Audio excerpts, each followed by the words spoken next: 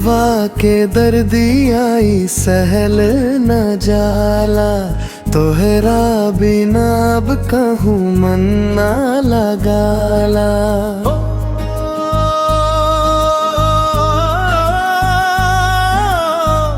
तोहरा बिना अब कहूँ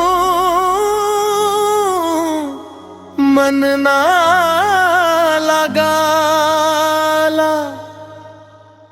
काहे कैलू बेवफाई, काहे कैलू तू पराई, हंसत खेलत जिंदगी में जहरिया मिलाई।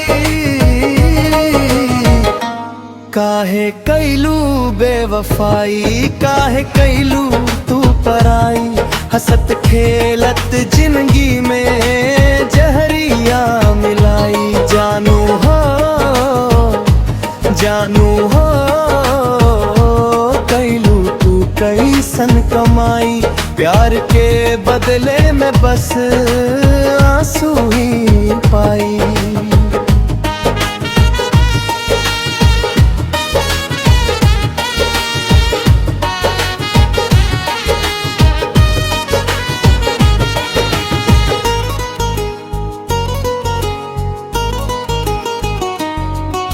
सोच ले ना रहनी ऐसन दिनवा देखाइबू, अपना ही हाथे हमरो अर्थी सजाइबू। हाँ सोच ले ना रहनी ऐसन दिनवा देखाइबू, अपना ही हाथे हमरो अर्थी सजाइबू। काहे कैलू वादा जब निभावे के ना रहे, हंस के ई जख्म हमें खिलावे के ना रहे। जानू हो, जानू हो, कैलू तू कैसन कमाई, प्यार के बदले में बस आंसू ही पाई।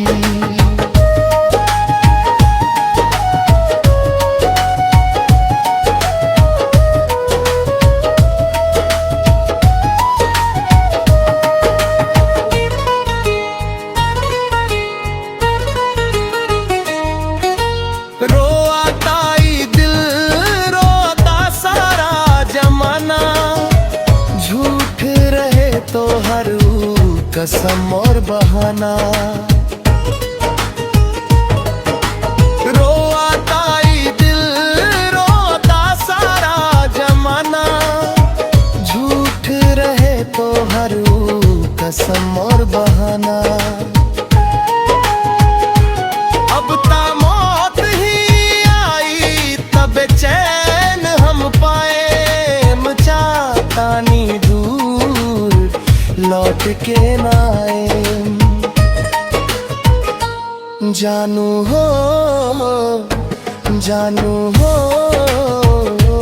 कैलू तू कैसन कमाई, प्यार के बदले में बस आंसू ही पाई।